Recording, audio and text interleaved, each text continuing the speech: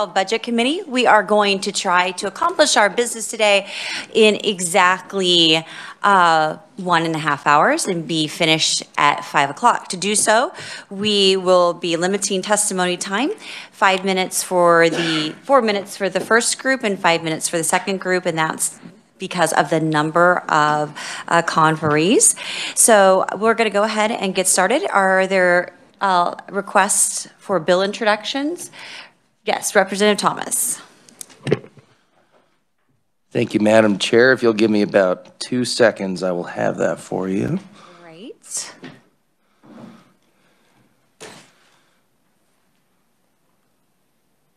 That would be RS number 22RS2813. It discusses virtual graduation rates and how they're calculated. All right. Any objections? No objections. It is entered. Any other RS numbers? Okay, committee, before I open the hearing on House Bill 2550, I usually like to begin with a bill brief. So Nick Myers, if you'll go ahead and go over House Bill 2550.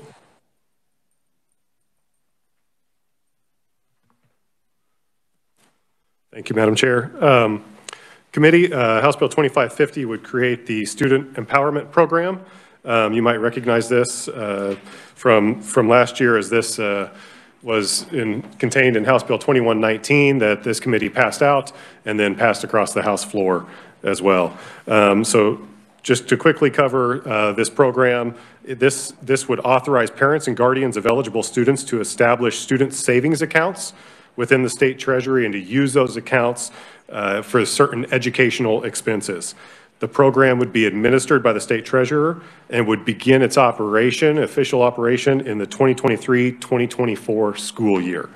So under this bill, the parent or guardian of an eligible student would be authorized to establish an account on behalf of their student, and this would apply to students who are enrolled in a school district who qualifies for free or reduced lunch, or students who are enrolled in a school district who are identified as eligible to receive at-risk services by the district. It would also qualify for students who have established an account under one of those premises, and so that they could continue to have that account going forward. School districts under this bill would be required to notify the parent of a student when a student becomes eligible, and there's certain notice requirements that would go out to the parent when that student is eligible, and some information on how a parent can get in contact to find out more information about the program and potentially establish an account. To establish an account, the parent or guardian of the student would be required to enter into an agreement with the state treasurer, and this agreement would provide the terms and conditions of participating in the program and the account usage. So as part of this program, the student would be required to enroll in a qualified private school, either full-time or part-time. So the student could be enrolled part-time in a qualified private school, and then also part-time in the student's resident school district while receiving these account monies. A qualified private school under this program could be any accredited or non-accredited private school that provides instruction in subjects required under current law, specifically reading, writing, math, geography, history, civics, health, and Kansas history and government.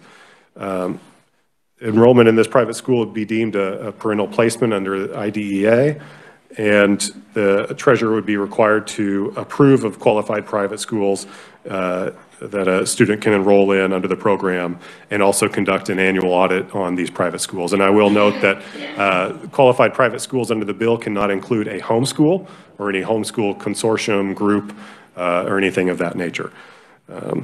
So monies in this account, as you may remember from last year, could only be expended on eligible student education expenses, which include tuition and fees charged by qualified private schools, textbooks, transportation fees, educational therapies or services provided by a licensed or accredited education provider, tutoring services, curriculum materials, fees for achievement tests and other examinations, services, programs, activities, classes that are at the actual school district, and then tuition and fees charged at a post-secondary educational institution, and then any other educational expenses approved by the treasurer.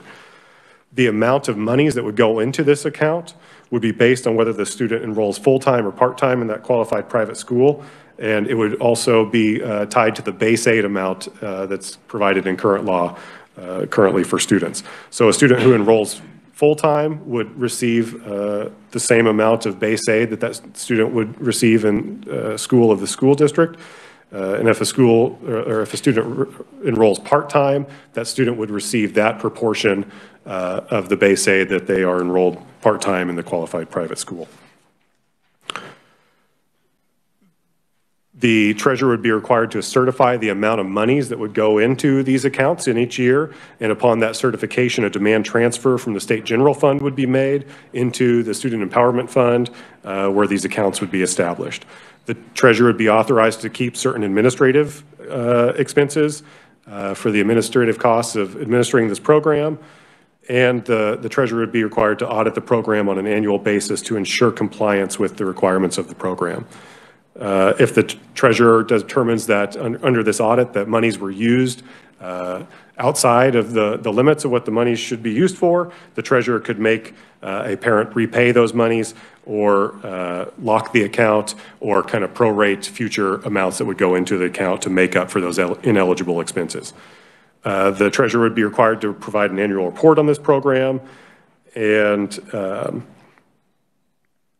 the treasurer would adopt rules and regulations prior to the implementation of this program. Again, I said the program would fire up in July 1 of 2023 for these student accounts. The treasurer would be required to adopt rules and regulations prior to January 1 of 2023. So those rules and regulations would be in place prior to the administration of the program.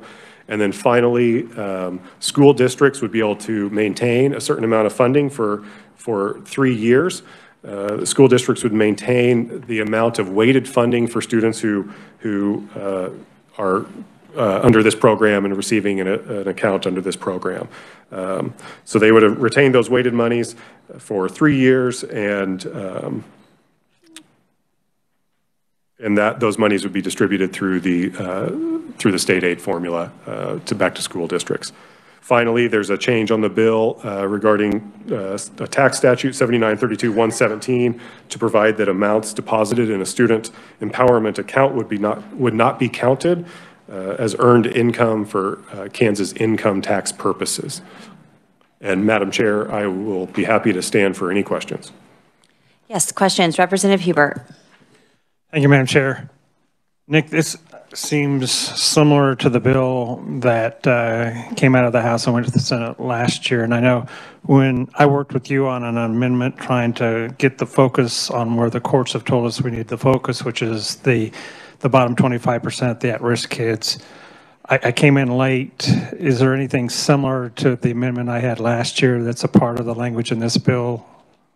So this bill now, eligible students under this program would be those students who are identified as at risk, so receiving at-risk services for those 11 criteria that the legislature put into law last year, and then also for those free lunch and reduced lunch. And that's the focus. That's the only ones that would qualify, right? Kind of based on the amendment I had last year, similar to this. That's how you would establish your initial eligibility, and then once you establish that initial eligibility, once you have an account established on your behalf, then you could continue in the program. Okay, thank you. Other questions for Nick? Yes, Representative Byers. Thank you, Madam Chair. Nick, in the Kansas Constitution, is there a requirement when it comes to the state treasurer as far as paying monies to religious institutions or avoiding that? And how do we get around that with this? Yeah, Article 6, Section 6C, I think, has a Blaine type of amendment there that says, I'm trying to remember the exact language, and I'd like to quote that exact language. But yes, there is a provision in the Constitution that relates to that. These accounts can be used for more purposes than only tuition at those qualified private schools as well. I will make that note. But yes, you are correct. There is that provision in the Kansas Constitution. Thank you. Would just note that the Supreme Court did rule on Blaine amendments, the Montana Espinoza case. So if you are providing any types of tax dollars for any type of private school, then you cannot exclude a religious school. So the Supreme Court did rule on that. I think there's another case up in Maine, and I don't know the details of that one. But if we move forward on this, then I'm sure we'll be able to work through those issues. I appreciate that. Has that been done through courts in Kansas as of yet? Well, it's Supreme Court. Yeah, it's U.S. Supreme Court. Okay. So it would trump anything that we might do. So those Blaine amendments don't have the same standing that they did prior to that, the way that I understand it. Is that correct, Nick? Yeah, I'm familiar with the one that you referenced, Montana v. Espinoza, where I think the Department of Education, they had a program to, I think similar to the tax credit scholarship program that we currently have, and their state constitution had an amendment like that. And their Department of Education, if I remember correctly, interpreted their state constitution to say we cannot allow those tax credit scholarship dollars to go to religious schools, and then that's what drew the court case, and the Supreme Court struck that focus and that barring funds to going to religious schools down. So tax credit scholarships versus educational savings accounts.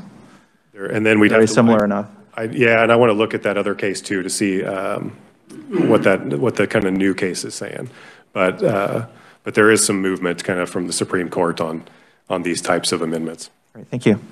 Okay, other questions? Representative? Thank you, Madam Chair. But following up on that, that's only if we were to institute a policy to transfer public funds to private institutions. Another way to avoid any issues with Blaine amendments and those court cases would just be to keep public dollars going to public institutions for schools. Is that correct?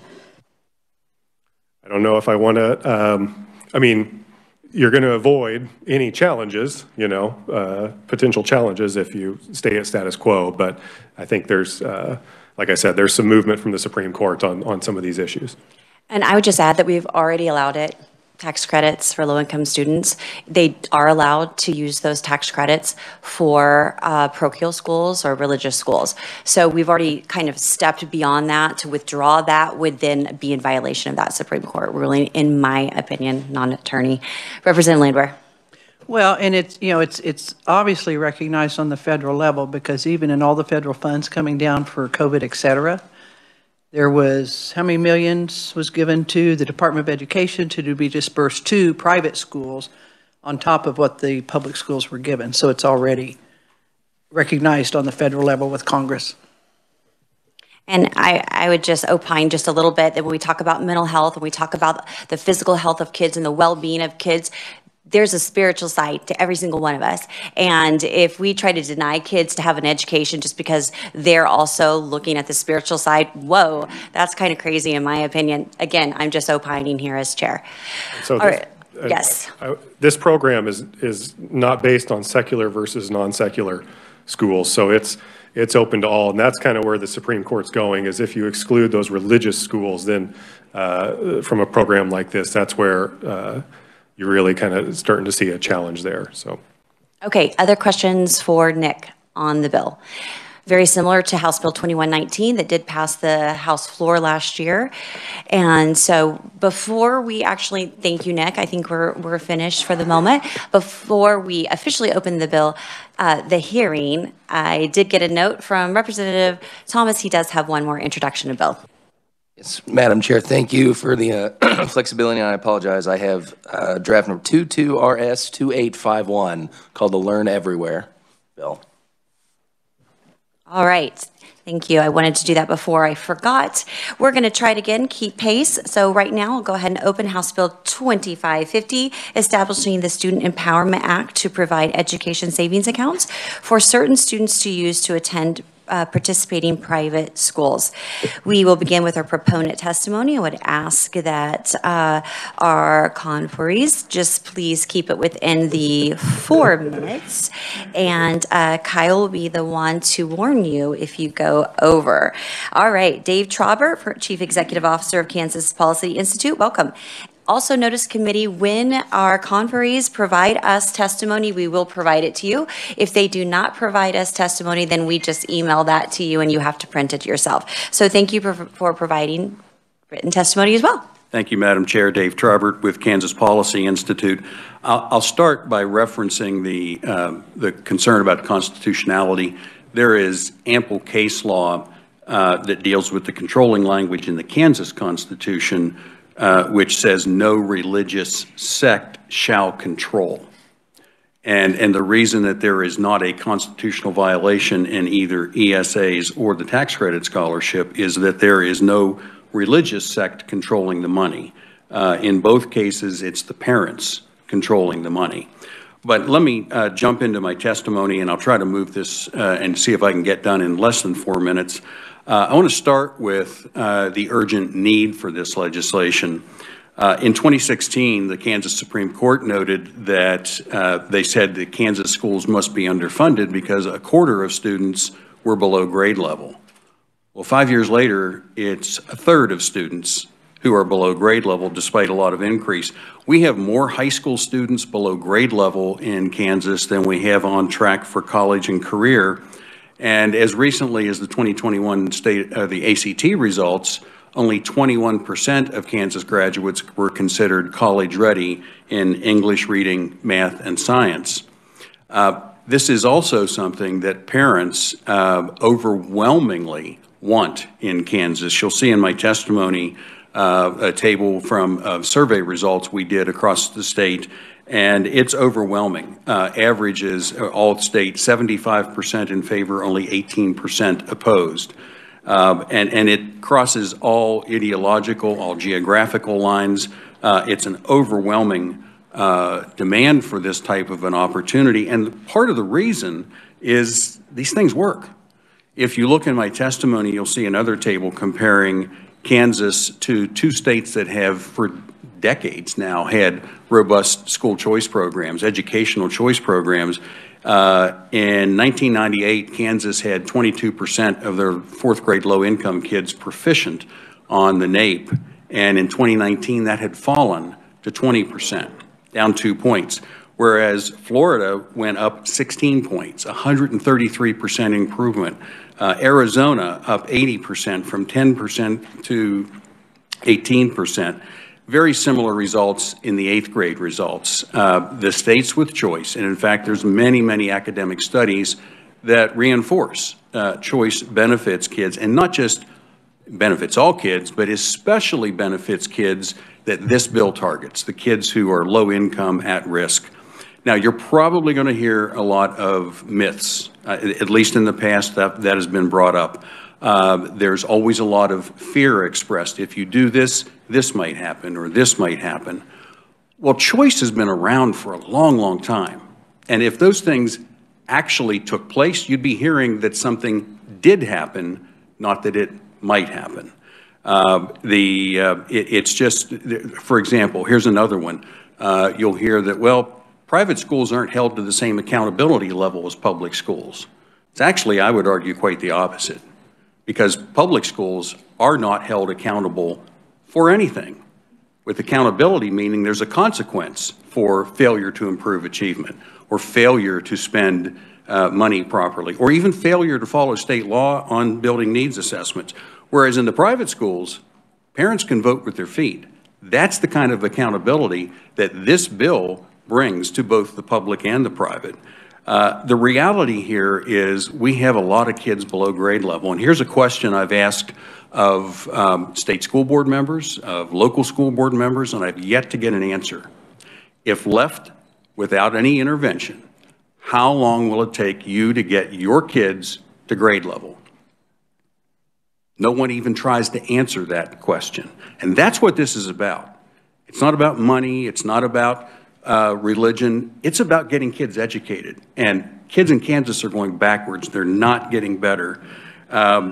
So obviously, you know, if you find achievement acceptable, then by all means, don't do anything.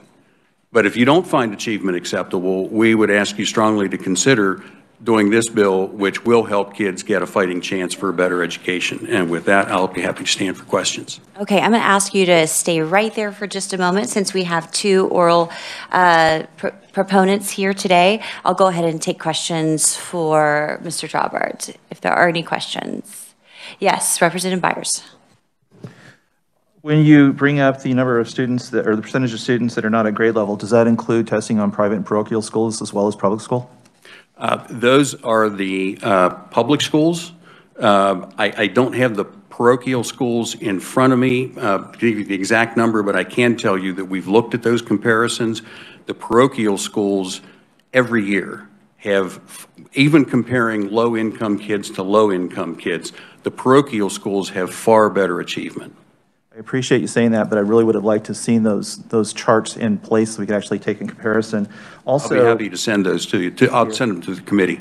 Thank you. Also, where you talked about the survey with taxpayers saying they would be happy to use, funds to move if their school's underperforming, what percentage of parents reported they were fine with their public schools as they are?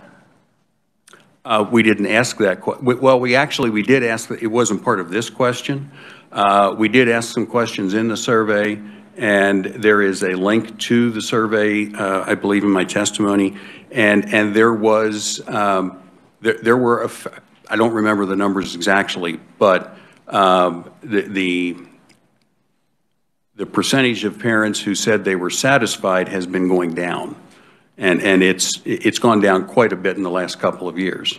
When you say quite a bit, is there a specific percentage? I'll have to get you those numbers, but it's, this question is if the district isn't meeting the academic needs of your kids. And we had 75% of parents say, yeah, if the district isn't meeting the academic needs, then they should be able to go somewhere else and take some of their money with them. But we don't have, how many parents say their district is meeting the academic needs right now? We didn't ask the question if they're, I don't believe, I'll have to check. I don't know if we asked that exact question. Okay, I'm sure one more question. When you talk about accountability, and we know that public schools, all the different accountability organizations that we look at, that evaluate it, what are the organizations besides Parents Walking that evaluate the accountability of parochial and private schools as far as their effectiveness and goes? Well, I would go back to my, as I said in my testimony, there's public schools in Kansas, and I believe most states, talk about being accountable, but that usually means they have to fill out reports. That doesn't mean that if they don't improve achievement, or if they don't follow state law even on spending, nothing happens. Accountability in the workaday world that these kids all have to compete in, there's a consequence if something doesn't go the way it's supposed to go. But that doesn't happen in the public schools. That said, the private schools are also accredited. There's a long list of organizations that they have to, they can apply to be accredited. And so those organizations are one that they're accountable to. And do we know if all those organizations align with the Kansas State Department of Education accountability standards, other than the fact that there is an accreditation agency? Well, again, there are no accountability standards in Kansas. There are guidelines that say you must teach this, but there's no accountability. None. For private or public schools? Well, for the private schools, if a parent isn't satisfied with the academic progress they're getting from the school, they can take their child and take their money and go somewhere else. They could go to a public school, they could go to another private school. Thank you. Any other questions? Representative Owsley. Thank you, Madam Chair. And discussing the survey, I kind of skimmed through your testimony here. Can you point out where the link's at to your survey in your testimony? If I did it, it would be, oh, you know what, I didn't. I had endnotes in there. I didn't put that one in, but I will get that link to the committee. Thank you. Thank you, Madam. All right, thank you. Representative Penn. Thank you, Madam Chair. Sir, you were almost about to finish a thought with the previous line of questioning. You were talking about accountability. You said that for the private schools, that the parents could have accountability by taking their kid from a private school and their money and going to another private school. What is the mechanism of accountability for the public school system that is also accredited, but not meeting the standards of, I'm sorry, there are no standards, meeting the levels? Getting kids to grade level. I would argue that there are none. Because there is nothing, I mean, for most parents. Some parents, I guess, sure, some parents could afford to maybe move to a different school district. But the kids targeted in this bill are the ones who are considered eligible for free and reduced lunch. That's low-income kids. These are kids who are at risk. Those kids, the vast majority, their parents don't have the opportunity to move to a different neighborhood, to move to a different county. It practically speaking, it does not exist for the kids in the public school. Okay, if they're Representative Owsley for a second try. Thank you. And just off the top of my head, do we know how many counties are not served by a private school in the state of Kansas? No, I don't, but it's interesting that you bring that up, Representative, because when there is a monopoly situation, as there is almost de facto monopoly in Kansas, where we can't have charter schools, where we don't have education. I was just asking how many counties are not served by a private school. And I'm getting to that. The thing is, when you look at how many counties have private schools, you have to take into account that in most counties, there's a monopoly. And so if there is no opportunity for people, especially low income, to be able to move to go to a private school, then there's not going to be a need. It's the same reason that you don't find certain retail outlets in some small towns. There's just not enough demand to justify it. But if you create demand, then you will see those things pop up. If you find that number, I'd be interested to hear that number. Thank you. Thank you, Madam Chair. All right, any further questions? Thank you, Mr. Traubert. Committee will move on to a WebEx conferee. His name is Jason Bedrick, Director of Policy, EdChoice. Welcome, Jason. Thank you so much, Madam Chair. Thank you, committee, for your time. I have submitted written testimony, so I will keep my remarks brief. I'm the Director of Policy at EdChoice. We are a nonprofit, nonpartisan organization that works to advance educational choice for all as a pathway to successful lives and a stronger society. I wanted to address one specific argument that we constantly hear across the country when legislators are considering expanding opportunities sorry, is the committee able to hear me? Yes, okay. One argument that we do hear when legislators are considering expanding educational options for families, and that is that school choice is somehow going to destroy or significantly harm the existing public education system. Now, I would say that 30 years ago, this may have been a legitimate concern. The idea is, well, what if the families that are most interested in education take their kids out of the public system, put them into the private system? The public schools are then left with harder to teach students on average and less money to teach them. The quality is going to deteriorate. More students are going to leave. That means they're going to have even less money. The quality is going to get worse. You're going to have this downward spiral, and the whole system is going to fall apart. That may, again, have been 30 years ago a legitimate concern, but now we have decades of experience showing that actually the exact opposite phenomenon happens. So if you look at states like Arizona, states like Florida, states like Indiana, that have had for decades robust educational choice options, what you actually find is that school choice is the rising tide that lifts all boats. That when families have a wide variety of options to choose from, the public system has a stronger incentive to meet the needs of those families, and it actually improves as in response. So there have been 28 studies. I have a link. You can find a list of all of these different studies. There are 28 studies that have looked at the effects on the public school system of introducing a school choice program. 25 out of the 28 of those studies find statistically significant positive effects on the performance of public school students after the introduction of a school choice program. So again, school choice is the rising tide that lifts all boats, and that's why it is so important to support bills like HB 2250. Thank you for your time. I'm happy to take questions. All right, committee, questions for Mr. Bedrick? All right, one question from Representative Hubert. Actually, it's not a question. I just got a text in regards to Myrtle for the House. No committee announce that session. later. All right. I know a lot of people have been having questions, so I thought I'd help get the word out. Yep, thank you. All right, any questions? Yes, Representative Byers. Thank you, Madam Chair. Let's see, Mr. Bedrick, when you mentioned that people talk about the hardest to teach students being the only ones that are left, and that may have been true, like you said, 30 years ago, can you describe for us what people would refer to as the hardest to teach students?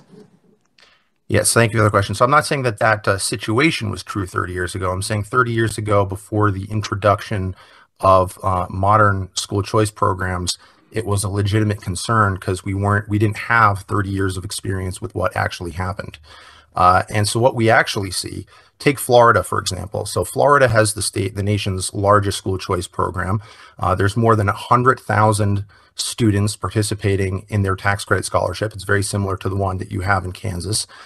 They also have an ESA that serves students with special needs.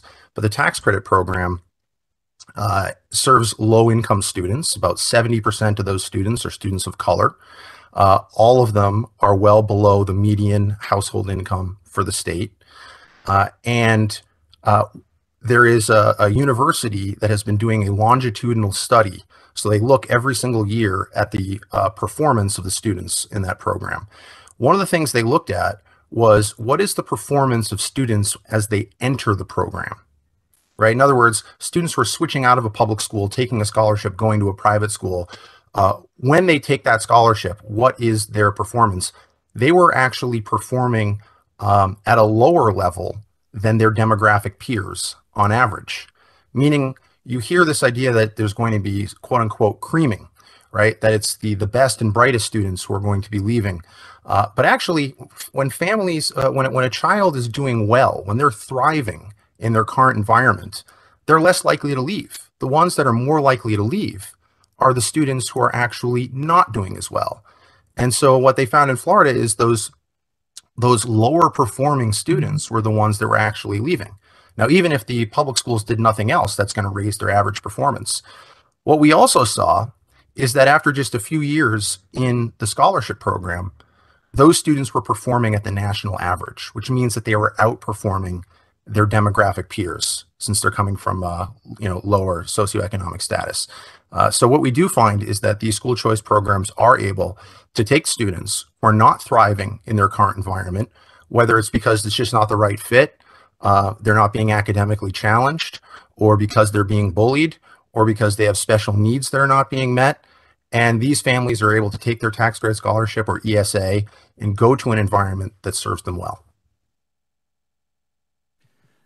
Of those students specifically in Florida, are there students who walk into a building with their parents with their ESA card and get rejected from acceptance in those private institutions, and they have to kind of shop around until they find one that will accept them? They don't have ESA cards. It's an online platform that they use in Florida. I'm sure that there are some cases where a family looks at one school and it's not the right fit for them. But the point is that there are tens of thousands of students that are using education savings accounts, specifically students with special needs, all across the country, in Florida and Arizona, soon also in Indiana. They have it in North Carolina, and they are able to find schools that meet their needs. Not every single school is going to be the right fit, but the point is that when you make this funding option available, you create a strong incentive for the private sector to respond by expanding the availability of options for students with special needs. Absolutely. So it's possible for a family to go to one of these private or parochial schools expecting to be accepted and yet be rejected and have to kind of shop around until they find a school that will accept them. That is certainly possible, but they are still going to have many more options available for them. Let's say they're assigned to a traditional public school that is not meeting their needs. Instead of having to hire an attorney and fight with the school system year after year after year, they have a much better shot of going out into the private sector and finding a provider that works for them. I mean, you can talk to any of the thousands of families in Florida and Arizona who have lived through this experience. Thank you. Any further questions? All right. Thank you very much for your testimony. We appreciate it, and have the great rest of your day. Thank you. All right. Committee, please note that there is written testimony from Elizabeth Patton, and take note of that. Neutral testimony, there is written testimony from Thomas Witt as well as Jocelyn Gunter. So please take note of that as well. You should have received an email that had that digitally.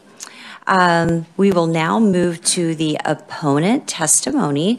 And before we enter into the opponent testimony, I would mention that there was a fiscal note. It looks like that the fiscal note was almost identical, if not identical, to the one that was submitted last year. So keep that in mind. And we would like to invite our Kansas State Treasurer, Lynn Rogers. Welcome. 4 minutes for all of our conferees. Welcome. Good afternoon. I appreciate the opportunity to be here. I'm submitted a number of items that we have concerns about, as well as a number of questions that we also have concerns about as well. First of all, in order to establish this accounts by January 1st will take really a minor miracle. There are several different reasons. One, we'll have to run an RFP, which could take 6 to 8 months. We're currently in the 10th month of our UP4 system. It's in the procurement stage. We also know it'll take time to get people hired to run the program, as well as the amount of rulemaking that we'll need to do.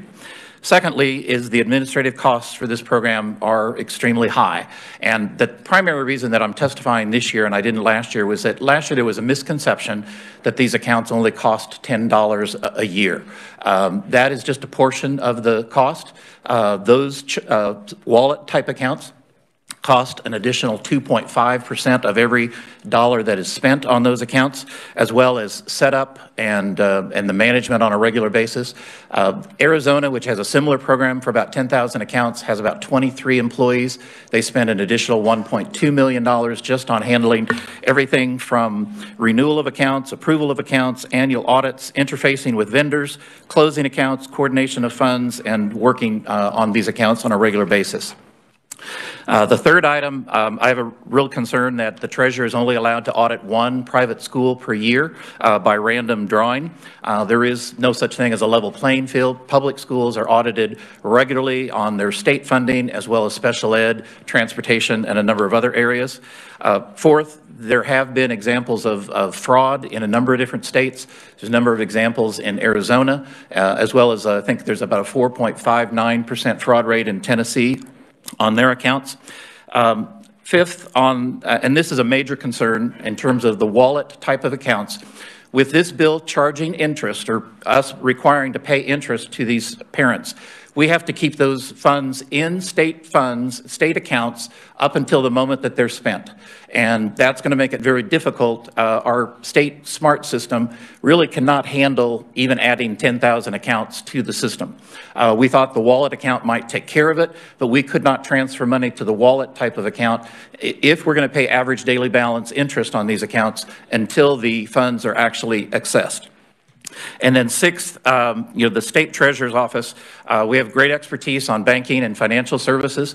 We've done extensive research on these accounts with the 8 states that offer them. The prices of administration range from $250 an account to $886 account. They're about $354 an account in Florida. But we don't have the education expertise. We would need to partner with the State Board of Education, and we would have to look at it from that. Also, there are a number of concerns. We have a concern about the constitutionality, as mentioned earlier. In this case, if we're paying the state school or the private school that's a religious school, that would be state dollars directly to the school, not to the parent, because again, this bill doesn't allow us to pay the parent. Also, there is a concern in the Constitution that the resident district cannot charge tuition for anyone that lives in their district. If they were going to be charging for partial services, you would have to make an exception and make sure that we deal with that constitutional concern. And I've laid out a number of other questions that we have. One of the concerns is that the state, the parents can be notified by the school district. Nobody notifies the state treasurer that that child is eligible. So there will be some difficulties with that as well. So we would be more than happy to introduce and implement this if we can get a number of these questions answered. And we can make sure that we do this efficiently, safely, and we protect state tax dollars. I'll stand for questions whenever there's an interest. Okay. Thank you, Lynn. We appreciate the testimony. I'll go ahead and take questions right now if anyone has questions for our state treasurer. Yes, Representative Byers. Thank you, Madam Chair. Mr. Rogers, I've always wanted to say that to you. Welcome to the neighborhood. Yep. When we talked earlier, you gave your testimony earlier, and you mentioned about the fraud in Arizona when they first rolled it out. Do we know approximately what the level of fraud was they had there? The reports that we've heard and what we've talked with them, they originally did not use the wallet system, and so that created a number of different concerns. There's examples of a family planning system, money that was spent on groceries, a number of different things that were inappropriate. When they moved to wallet, they got a little bit better control, but they also limited that they could not use those cards at a Walmart, Target, or many grocery stores and drugstores as well. So it did limit who they were.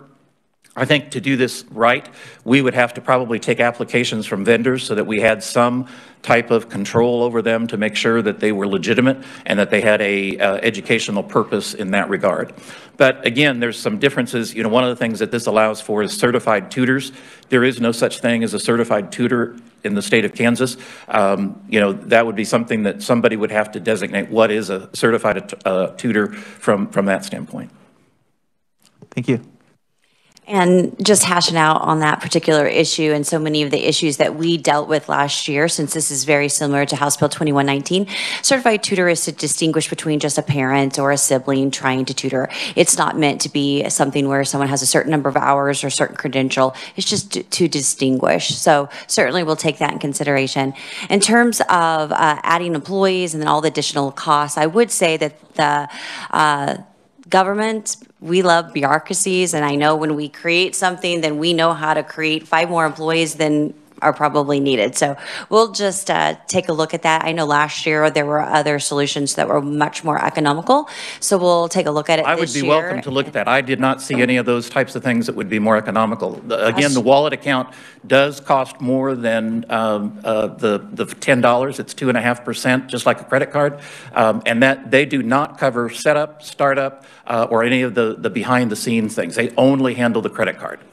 So thank you, Mr. Rogers. What I had looked in last year with an organization that does this, this is what they do for their business, and it was substantially less than that. So I'm not sure if we were researching the same one or not, but I do know that there are companies that do exist that create a streamlined approach that parents can interact and make purchases that can be verified and checked by the treasurer. And we'll just have to see if those companies still exist today. Well, we'd be happy to. I mean, we've spent the last year looking at those. We've not found any, so. Okay, that's surprising. Thank you. Before you leave, was there anyone else that had a question? Okay. All right, thank you very much. Next on the lineup, we have Mark Tallman. Mark was here yesterday. He's back again. KASB. Thank you, Madam Chair, members of the committee. Happy to be back again. Last year on the virtual identical bill, we submitted testimony, laid out our points, very extensive, lots of charts, lots of graphs, and you passed the bill anyway. So I didn't know there was any need to really bring a lot of that information back. Should you wish to look at some of the issues that was raised by prior conferees, you would have that. I'd be happy to talk about it. So I'm just going to quickly restate what our concerns are. We continue to believe a concern that issues like this can create an unequal educational playing field by providing public support to schools that don't have to serve all students. One of the conferees before me talked about those being unfounded fears. I hope that's true. Would simply observe that We still, in our opinion, are in uncharted territory here.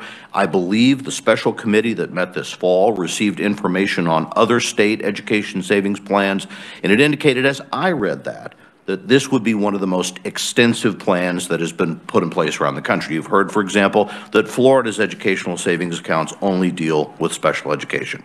Second point, I would just note, Representative Hubert is gone, want to make sure I understand that the bill that did ultimately pass the House was limited to students who were designated as receiving at-risk students. This bill, as I understand it, are both those students and low-income students, whether or not receiving. So just to make a point, I believe the version before you today is not the same as passed the House in that particular example.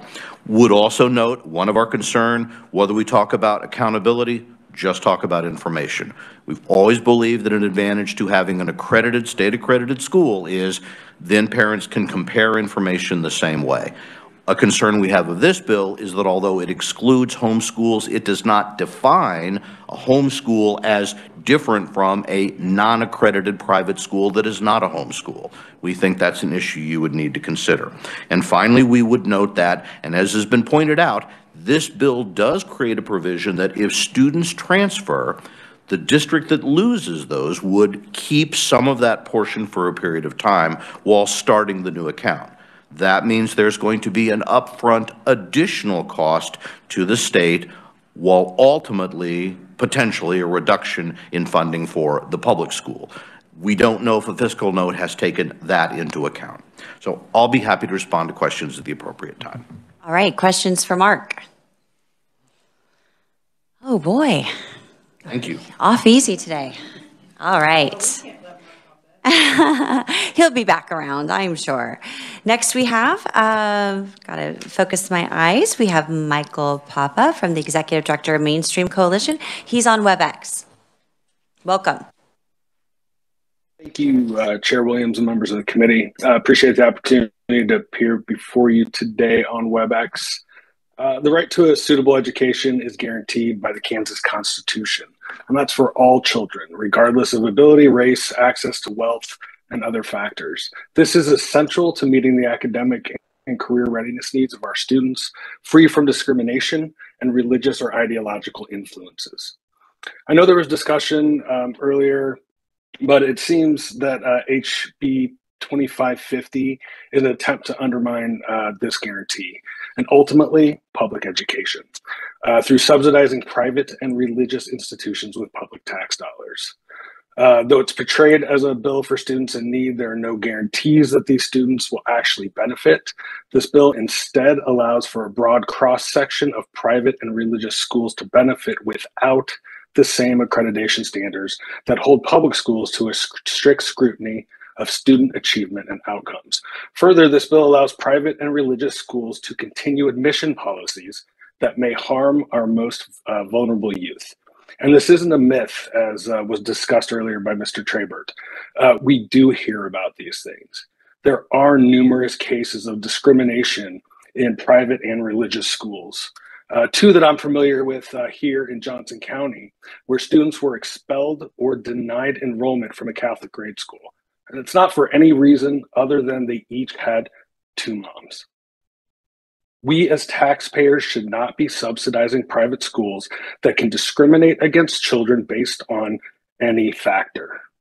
The Establishment Clause of the First Amendment to the U.S. Constitution is the cornerstone of American religious freedom.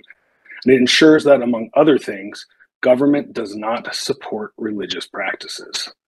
Mainstream was founded in part by faith leaders who believe strongly in the freedom to worship and strongly in a government that is free of religious ideology. And the siphoning of public tax dollars into private schools, often those that do promote religion, as HB 2550 allows, dangerously blurs this line and could open the door for increased governmental oversight and involvement in the private practice of religion. So if, as some legislators have suggested, our public schools are truly failing some students, then it's within your power to remedy that.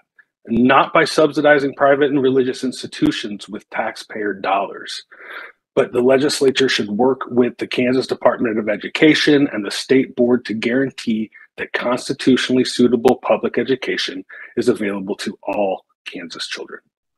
For these reasons, we urge you to oppose HB 2550. Thank you. Thank you, Michael. Questions? We have a hand up online. Representative Estes. Thank you, Madam Chairman. My question actually was for Mark Tallman.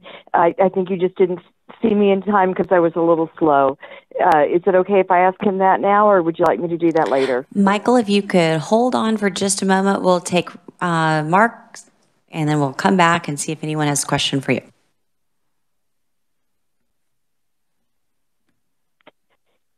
Representative Estes, you are up. Thank you. Mark, you're talking about the strict standards for accreditation, and what I'm having a problem with is looking at some of the schools who are fully accredited, not even conditionally accredited, that have abysmal standardized test scores, and seeing how do we reconcile that? Because some of these private schools have better scores, and it seems to me if we're not using standardized test scores more strongly in our accreditation, that we're not doing our part, and that accreditation begins to mean less and less. Can you react to that for me? Because I'm really struggling with that issue. I think for the purpose of this bill, I would simply say this. Our point is non-accredited, non-public schools do not participate in the state assessment system, and therefore a parent has no way to compare the school that they may be considering. They may be looking, they may be concerned about the test scores of the public school they're in, but if you have a system where a school that is eligible to participate doesn't participate in the state testing program, then the parent doesn't know how they compare, whether their performance is good or not. And that's why we've always felt that if you're going to do something like this, there should be that uniform measure. So not here to defend one way or the other that, only to say that provides a point of reference for that non-accredited, non-state accredited schools, that information is not available. But I guess my point is, if the word accredited doesn't mean anything anymore because we're accrediting and fully accrediting a school who's only has 6.6% of the seniors who are a level 3 or 4, meaning they're college or career ready, does the word accreditation mean anything anymore? I can, without going too far down this in the time you have, I believe and we support that the State Department of Education is trying to move our accreditation system to be more focused on looking at, are you at acceptable levels of performance, or are you moving in that direction? So that there should be greater scrutiny and greater consequences if schools are not either improving or maintaining at a high level. Is the best answer I can give you to that. We think that should happen. I think there is effort being made to do that. Representative Estes, anything else? I'm done, thank you. Okay, and we do know that the accreditation definition has changed to the process of documenting. Representative Landwehr. Mark, to kind of follow along with what you just said about some private schools wouldn't be, their academics would not be visible anywhere for the parents to see. How about the schools that it is? So they're sitting in a low-performing school. Should they then be able to move to any other public school that they want to? Well, we're going to base it all on the academics of a, because you and I, we've had this discussion before, is that for the Catholic schools in Wichita who or in Kansas happen to be accredited, a lot of the Lutherans are accredited. All that's posted on the KSDE's website. And we've heard the argument, not just from you, it's other conferees in here, that, well, but parents should be able to see if they're going to a low-performing school. Well, if they're in a low-performing school in the public school, what is their option? Well, I think that one thing, I'll try to make this as concise as I can, the way I would respond to this. Overwhelmingly, what we know is that the schools with the lowest performance are schools with the highest percentage of high-need students. And we know that that's also true in the accredited private schools. In other words, if there's a very strong correlation between your test results and the socioeconomic population that you have. So the schools that are doing the poorest are also the schools with the highest percentage of low-income students. And we are trying to address that. I think that's what the whole system is trying to be about. So I guess the question is, if you're going to say some of those students or some of those families should have the right to go somewhere else, then I think our biggest concern is to make sure that all of those students then have that right. And one of the concerns we have about a system like that's not necessarily going to be the case. And so I think that comes back to our concern that if you have a system that says we will allow some kids an exit, if you will, but no guarantee that all kids will be accepted, no guarantee we're going to do that, and really not necessarily providing the assistance back to the public school that has that highest percentage of challenged kids, then how does that raise the whole system? I mean, best answer I can give you. Well, that's one of your poorest answers, Mark. I'm sorry. I'm just going to say that. And you and I go back a lot of years. You've watched me for a long time. Yeah, and it's like you're normally a lot better than that. That there was quite the circle to go back around. And I keep going back to a graph, and I'm going to have to go back and find that you provided several years ago in this very committee, showing some levels with public schools, Lutherans, and the Catholics, and then we found a little bit of an error in there. And so you go back to the low-income kids, then we're saying that they don't have a choice to go anywhere. They can't even go to another public school. Well, I think that ultimately we're going to have to find a way to say, if you cannot demonstrate that degree of improvement, what do you do? And I think that's been a challenge that we see around the country, is that you can have the problem is we have never been able to solve the problem for students in deep poverty in public or private schools. It's not always the poverty kids that are with the low performing. We see a lot of poverty-stricken kids with high performing. That's correct. So, you know, to blame it on just one group of kids, that's not enough. And I keep going back to Montoy was all about money. Gannon started out about money. It ended up about money. But the courts also talked about these low-performing kids. And what happened in that lawsuit is the attorneys for the school says, give us more money, and this is what we will accomplish. And we haven't done that. Well, and the thing I think is critical to keep in mind, before COVID, we had essentially a year and a half to 3/4 of new money of a 6-year phase-in after 8 years of not having money.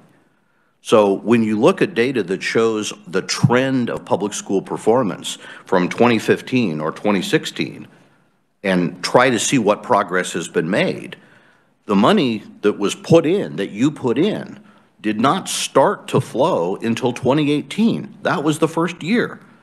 2019 was the second year. Tests are given in the spring, again, after a year and a half of data before then COVID hit. So I think that the strong point that we would make is, yes, that was the commitment that was made, but there has to be some time to allow that to happen, particularly over the time when it wasn't happening. Well, we also heard last year in this very committee that the State Board of Education wanted to do a lot of things, such as longer school days, more days in summer school, but they don't get to make that decision. That's made by the local school district, right. And if they can get an agreement with the teachers' unions. Just like the other day when I talked to Assistant Superintendent Terrell Davis out of 259, and I said, Terrell, if you wanted to shut down for 3 weeks because you felt that was what was needed to get things back on track with COVID, you can't do it, can you? The answer was no, we can't. Why? Because the teachers' union won't allow that. That's another negotiation that has to occur. So I think at some point we have to look at beyond what we're talking about with KSDE and find out what we can do on the teacher side of things to help them along with stuff because, you know, I mean, teachers are valuable. So, and absolutely, and that is why if you look at, and I'd be happy to share with you again, how districts have spent the money that started flowing in. Teacher salary primarily, additional positions to lower class sizes, more early childhood, more counselors, more mental health, all of those things to help raise achievement. The dilemma was we essentially had less than 2 years of 6 years before the pandemic hit that affected both public and private schools. Private school test scores went down also over the last 2 years because they were dealing with the same thing public schools were dealing with. And I'm gonna stop us right now, and I apologize, Representative Landwehr, but we are way over on time, and we have 2 bills that we need to hear. We have a storm that's coming, and we have a whole bunch of people on WebEx, including a senator from Oklahoma that I'd hope to get him on by 4:30 for the next bill. So what we're gonna do, Representative Huber, I'm gonna pass over your question. If you do have further questions for anybody that's left, that we are going to take the time and give Michael Papa. I had asked if there were questions, but I'm going to ask if anybody has questions for Michael to send that directly to him. We have all of their email addresses on your agenda. We're going to go ahead and go to Mary Sinclair. She is also on WebEx. Welcome. She's a PhD of Patty Jurek, Kansas PTA president. Okay, sorry, I misread that, but welcome. Madam Chair and committee members, thank you for having me. I am speaking on behalf of the Kansas PTA president, Patty Jurek, today. So I appreciate you acknowledging her as well. And I'll just speak to a couple of the primary concerns noted in the testimony. Try to save a few minutes. Above all, the PTA legislative platform supports the use of public funds for school districts that admit all students regardless of need, retain those who struggle academically, are responsible for providing comprehensive special education services, are required to report on the use of funds, and are required to report on student performance and retention. These requirements in part help to ensure that all students have the opportunity to become college and career ready. In contrast, the Education Savings Account, voucher bill gives private schools the use of taxable dollars with little, if any, of these requirements. No transparency, no performance expectations. Walking out the door after frustration is a little late for students for whom deserve more ongoing continuous improvement. These are compelling reasons why public funds should stay with public schools. In addition, the research is really not there. Growing body of research on school vouchers should be raising red flags for policymakers from an accountability perspective, as well as the voucher program impact on student learning. And nor am I aware of a legislative study that has examined the impact of the Kansas tax credit scholarship program passed back in 2014 with regards to retention and academic progress of the 2,000 plus students who have received over $8 million in scholarships. We also ask that you consider that the system of public education is the very feature that ensures Kansas has an elementary school in every community across the state, as well as middles and high schools, and commitment to an equitable and adequately funded school finance formula provides capacity to those local school districts in the system with the resources to offer every student, regardless of need, the opportunity for college and career readiness. And the importance of the individualized plans of study from the Kansas CAN vision that empowers public school students and parents to choose their pathway to college and career from a variety of courses and experience shaped by local school boards and districts that best meet those local interests. Final kind of point that I want to raise about the testimony is that vouchers in reality give choice to private schools rather than to all parents. As parents and taxpayers, we instead ask this committee to remain focused on learning recovery, to fully fund the special education mandate, and to remain committed to the restoration of state funds through the Gannon Agreement. And thank you for your time and consideration. Thank you, Mary. Next, we have Sarah McKay, private citizen. Sarah, are you with us?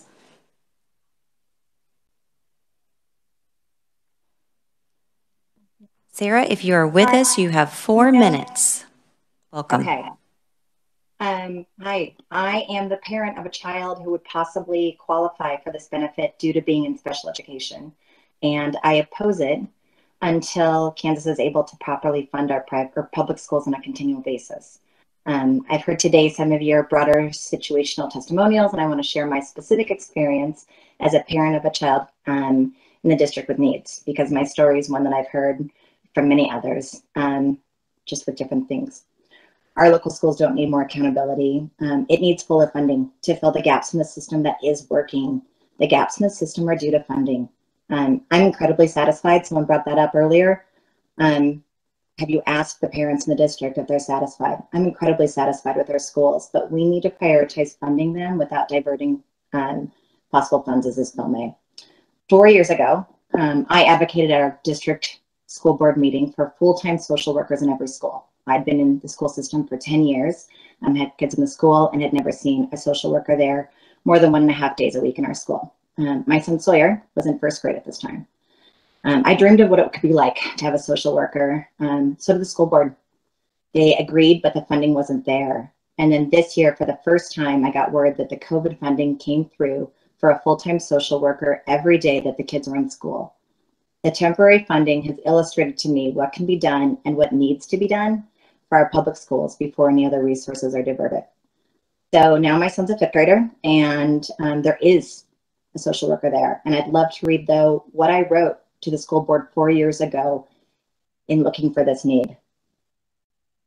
4 years ago, I wrote, I'm the mother of a child who frequently disrupts the classroom. He's a 1st grader in a school with no eligibility to a social worker on a continual basis. He's wonderful and darling and smart, and he's disruptive and angry, and he's hard. We work on skills to help calm my son down. We see therapists. We give him daily medicine, work on coping strategies at home. I don't work so that I can be there to assist or pick him up if something happens at school. I take my role as his mom very seriously. But these overwhelmed breakdowns still happen. They manifest as balled up fists, mad, angry eyes, refusing to transition to the next activity or even the next classroom, screaming, getting irrationally mad at friends. He takes every interaction harder and more personally than his peers. And here's why my story is important for this whole system. It's because when my son or other students who have had trauma or have issues have breakdowns, the teacher has to stop her lesson. Every child is affected. This teacher has to take time away from the other 21 kids in her classroom to calm them down. And this can take 5 minutes, 15 minutes, an hour. Sometimes it's taken half a day. I don't want my child to take away from other children's learning. And this impacts my son and his teacher, but mostly of all, it impacts the other classmates.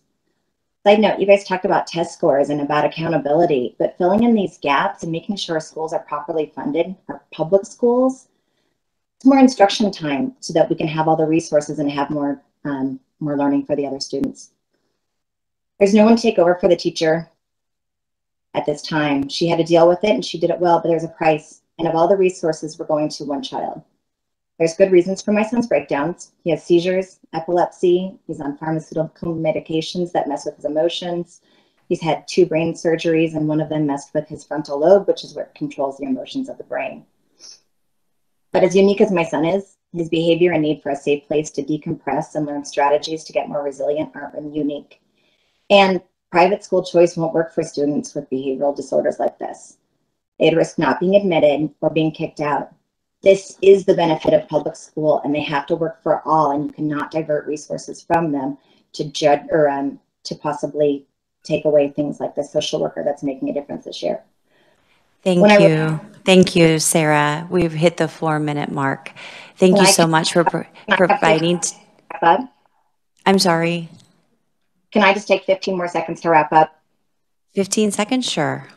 Thank you. Here's the hope. We now have a social worker, and she's there every day. She's called multiple times to help my son in calming down. And this is what funding gets. The other students get to learn, my son gets to learn coping strategies, and this is what learning for all means, and this is why you should not be diverting the funding from the public schools into private schools, because there are kids who need to learn in the public schools that won't have access to these private schools. Thank you. Thank you, Sarah. Next, we have Judith Deedy. She's Executive Director of Game On Kansas Schools.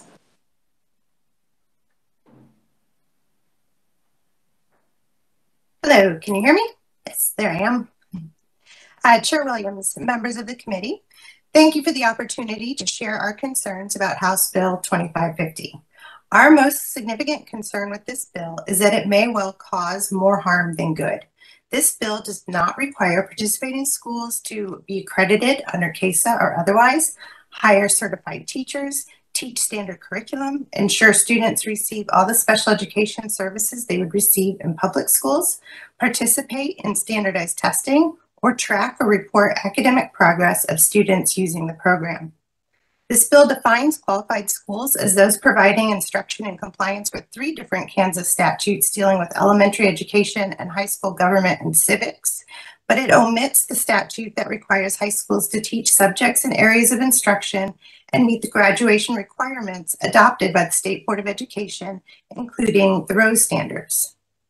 Our concerns regarding the lack of academic standards are grounded in research on voucher programs that have repeatedly shown that they do not generally lead to educational gains and often lead to learning loss.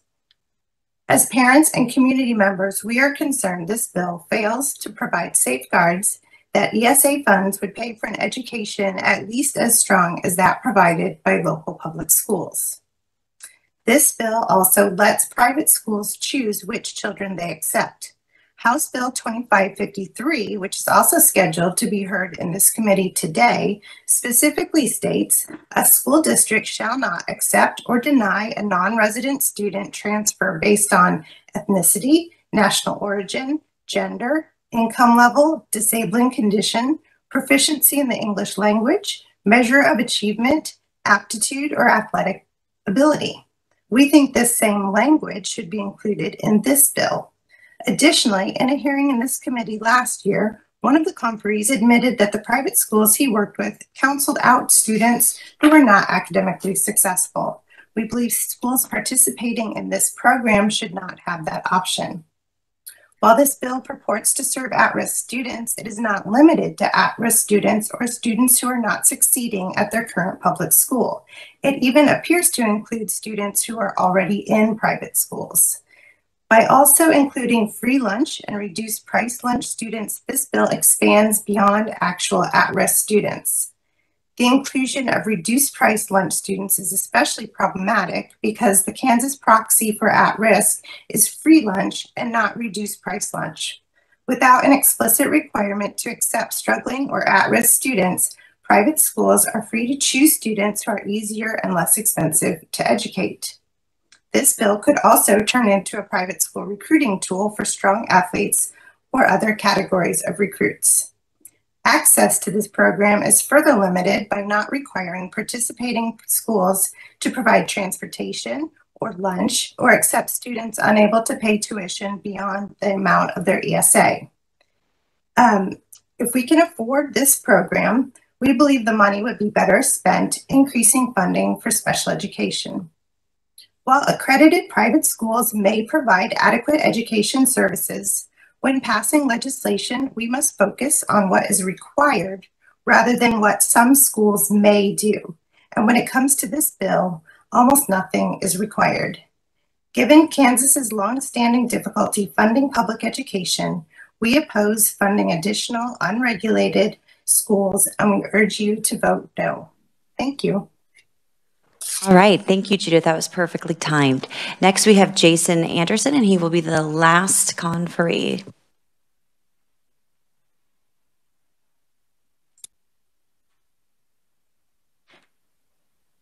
There we go. Sorry about that. Good afternoon, Madam Chair, members of the committee. I appreciate the time. My name is Jason Anderson. I'm one of the community members of the Finance and Operations Advisory Committee in the Blue Valley School District in Johnson County. I'm not speaking on behalf of the district. I'm just highlighting that I'm reasonably well informed about district budget issues. I'm also a parent in the district who had moved to Kansas specifically for the public schools. I do also happen to be the treasurer of Freedom to Learn, which is advocating for strong and high quality public schools in Kansas, just for full disclosure. When we moved from Missouri to Kansas, I was transferring my son from a private school into the public school district. My son now has an IEP. Our family would likely qualify as an eligible household under the proposed House Bill 2550.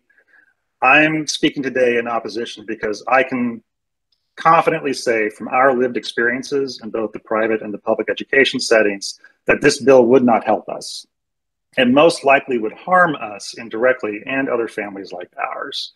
The plain reason for this is that private schools are not required to provide an equal education to all children. They are able to design their student body through their admission criteria. So if your child, for example, receives an autism spectrum diagnosis or another learning disability diagnosis, private schools are not required to retain that student, and they're not required to provide appropriate counseling or other educational services. In fact, from our experience, private schools typically do not provide high quality services in these areas, particularly for children that may have learning disabilities or other specialized needs. So we were enrolled in not one, but two different private schools earlier in my son's upbringing before moving to Kansas on the recommendation of my son's therapists. The first school actually rescinded his admission after receiving his diagnosis. And the second school, they did their best, and they had wonderfully advantageous teacher-student ratios and strong numbers, but ultimately they referred us out to third-party specialists. Additional funding for these schools would not change the equation. They're not structurally required to provide these types of services. And as much as they loved my son, just like I do, this bill does not change the structural issues, and it makes it really hard for them to follow through on that. What this bill would accomplish is making it possible to redirect large amounts of money from public districts to private schools. They would not be obligated to use those funds for specialized care. And as I know, it is a very time-consuming and difficult process to find available qualified specialists. That is a challenge that public districts already work quite hard to solve. Districts are able to staff dedicated therapists and counselors that support the entire district, not just individual students, unlike a smaller private school where that math just does not add up. And in cases where a student has particular needs that the district can't provide directly, they're obligated to fund and provide that support through outside resources. And I know from my time on the Finance and Operations Committee that our district spends a significant amount of effort identifying the best solutions for each student's needs. The cost of those programs are much less than they would have been if I, as a parent, had to go and try to hire them directly. In some cases, they can get larger kind of bulk purchase discounts, if you will, by providing services for multiple kids. If you want to make this bill work for families like mine, you would need to obligate private schools to honor the same educational requirements that public schools follow. But that would require removing application guidelines that those schools either can't or won't live without. This bill would enshrine a tiered education system, whether that was the intention or not, and many children like my son would be harmed as a result. Private schools may be accountable to the families that pay them, but they are not accountable to all families. They're only accountable Jason, to the I'll give you families they 15 choose seconds to wrap up if you'd like. Understood. In our particular case, private schools are not feasible. This will be true for others if forced into that school shopping process. I appreciate your time. I'm happy to answer any questions. Thank you, Jason. And I know this committee normally likes to go over and we ask a lot of great questions, and you all have, and I know that it's very unsatisfying to not ask questions, and I do apologize, committee. I didn't anticipate the number of conferees, and I wanted to give them the opportunity to speak. And so please send your questions directly to those individual conferees. Notice on the second page, you do have a list of written testimony. Please note at the bottom, Holly has made a notation that these testimonies will be provided on the S drive. If I haven't missed anybody that had prepared or planned to speak, let's see. I'm sorry. Caleb. I don't have you. Did you submit written testimony as well? Okay. Well, You can come on up and speak. We'll give you 4 minutes. Caleb, would you please state your name and make sure we get that spelled correctly, and then we'll have you resend that testimony in case we missed it. Okay. Good afternoon. My name is Caleb McNally, C-A-L-E-B M-C-N-A-L-L-Y. I'm here today as a member of the USD 456 Mauritania Valley School District. I'm a parent, I'm a taxpayer, and I have concerns about this bill. Mauritania Valley School District is located in Osage County, 40 minutes south of here. So we're not that far out of the urban area. But within our geography, there is 3 other public schools within 8 miles of where we're at. And this bill could be detrimental to all the public schools within our area. It puts our smaller schools at risk, and the schools that have a higher percentage of at-risk or higher need students in harm's way. And I'm not a paid expert. I'm a school board member. I'm a volunteer. One night a month, I go sit down, we see the numbers. I hear people talk about there's no accountability for public schools. My question is why are we wasting our time doing all the testing? Why are we wasting our time doing all the reporting to KSDE, KISA, and everything else? That's a whole nother topic for another day. I got administrators we could be doing something else with, would make their time worth more while. I can tell you, in our school district, 55% of our students would qualify right now for this bill. And if 55% of them left, even 25% of them left, it would kill our school district. It would disappear. We'd fold up shop. The ones that didn't leave, they'd go to the other public school districts around us. Our towns would fold up. We'd lose jobs. We'd lose educators and everything else. So that is my concern within that. The other part of the concern is taking general funding and putting it in the private sector to where I don't know what their accountability is. I know mine because I can log on to KSDE's webpage and I can see where our test scores are. I can see our KISA rating and I see everything else that's there with it. So, to summarize, to make this quick, because I know everybody's on a time crunch. As a parent and a taxpayer and a school board member, it seems that the prudent course of action for this would be to commit to continue and restore the state efforts of the existing public education system we have. I can tell you, I'm going on my 2nd term on school board. I have seen the differences in our students, in our staff, by the increased funding that you guys have given us. We've added a social worker. We never had one before that. The amount of mental health issues that we had was astronomical. And by bringing that social worker in, it has helped tremendously. We've added an academic advisor. Tremendous amount of help for us as far as getting our kids career ready. In closing, during this current pandemic, the rising cost of inflation and the uncertainty of the state budgets, because we never know what they're going to fall in at, it seems very unreasonable to me that the legislator would try to be diverting public funding away from our public schools into a separate system. Thank you. All right, thank you very much. And it looks like your email went to spam, but I will note that make sure your email, your request to give testimony is 24 hours in advance. And it looked like it popped up at 8:33 this morning. Is that right? No, I guess yesterday. Okay, I guess it just ended up spam and had that date on there. But anyway, I'll timestamp on it. It all worked out. Thank you very much. Committee, we're going to go ahead then and close the hearing on House Bill 2550. And we're going to move to the next order of business. Nick, if you'll give us an overview of House Bill 2553.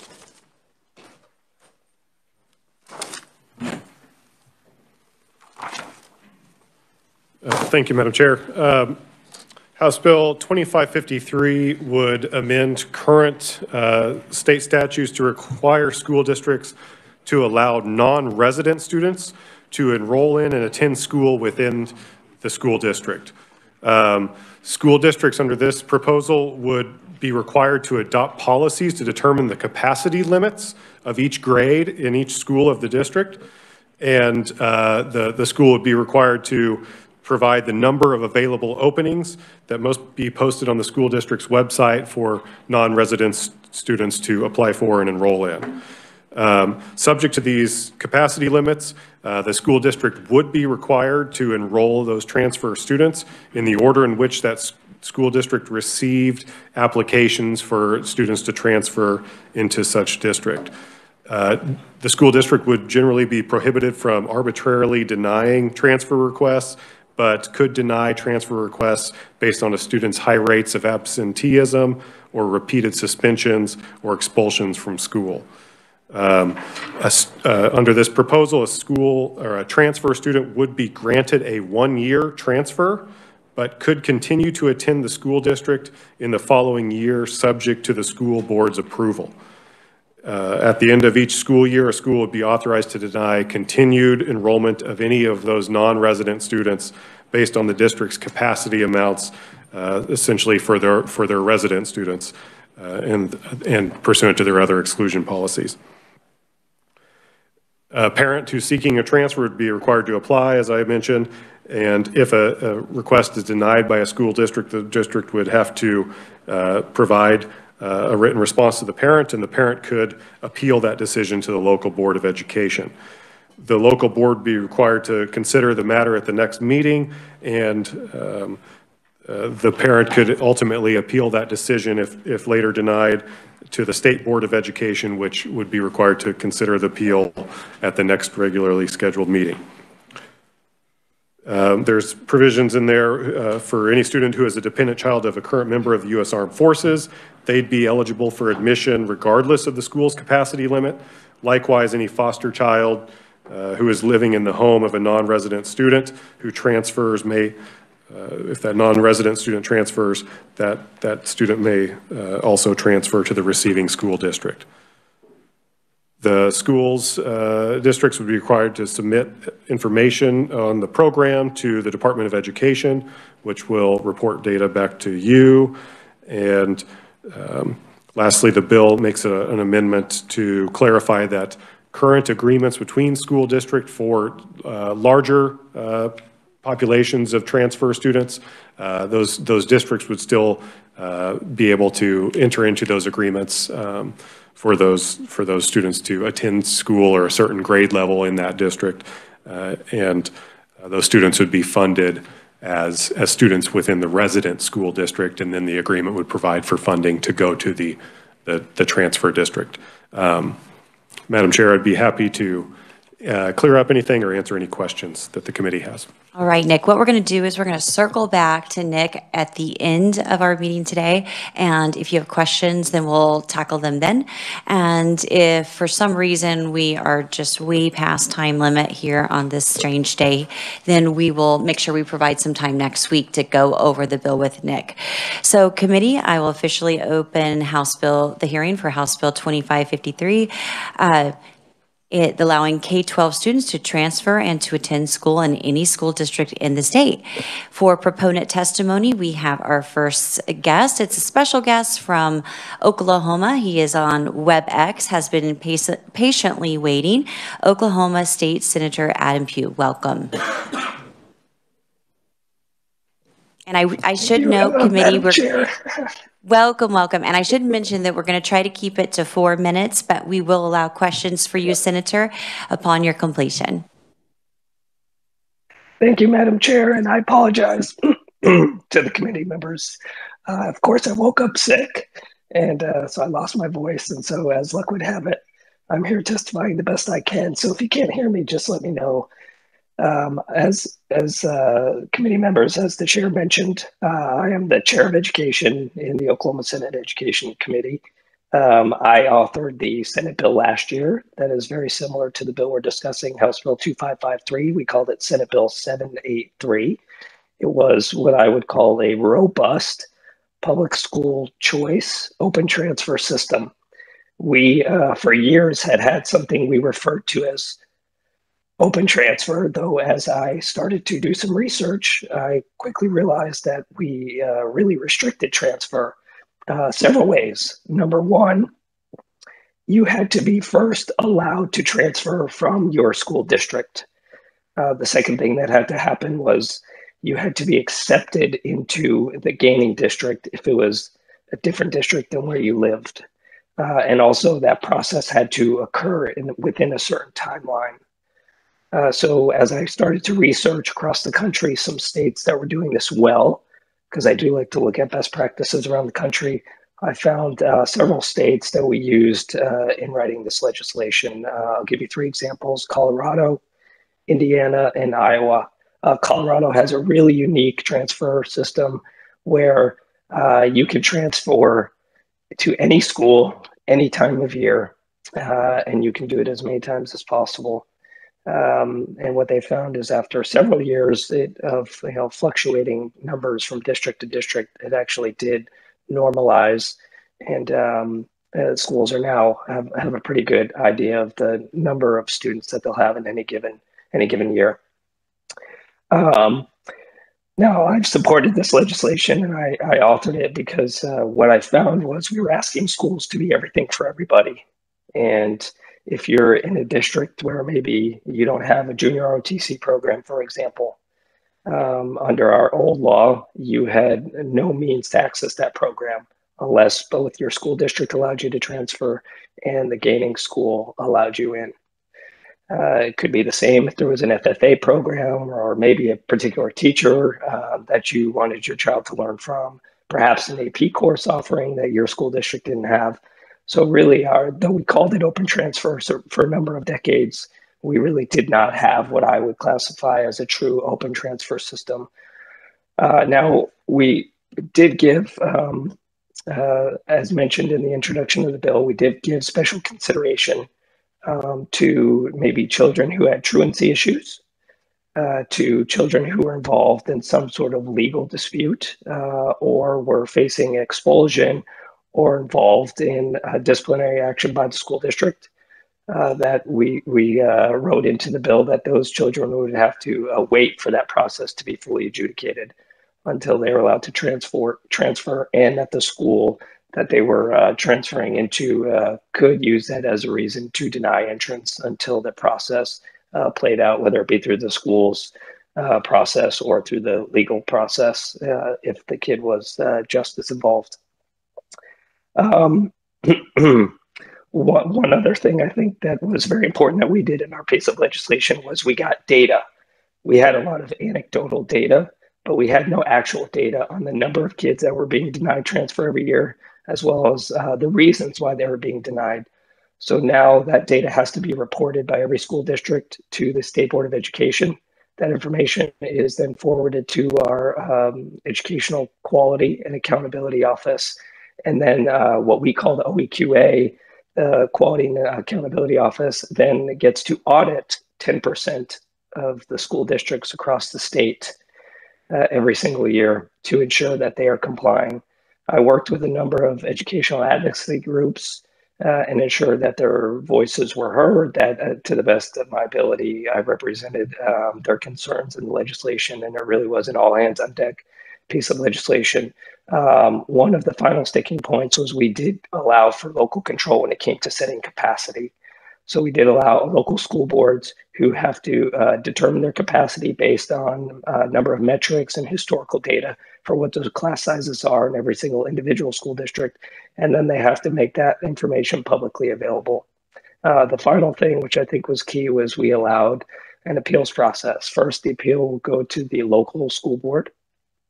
And then we gave the parent one additional means to have their case heard before the State Board of Education. And the State Board of Education would then be the final deciding authority for whether or not that child would be allowed to transfer. I'll close in this, and thank you, Madam Chair, for your time, and members for your indulgence.